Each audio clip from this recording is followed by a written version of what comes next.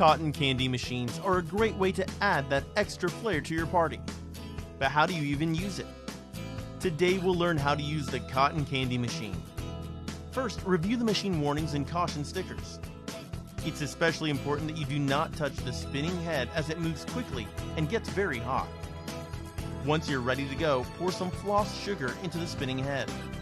Be sure that it's not overflowing. Now turn the power switch on, followed by the heater and motor switch. Some machines may have heat adjustment knobs with additional instructions. Wait until cotton candy has accumulated along the edge of the bowl and insert a cotton candy cone. And spin it, collecting the cotton candy as you go.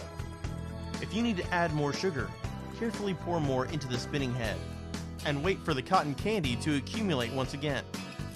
When finished, turn off the heater and motor switch. Wait for about a minute and turn off machine power. Finally, enjoy some delicious cotton candy. Thanks for choosing Uplifting Rentals.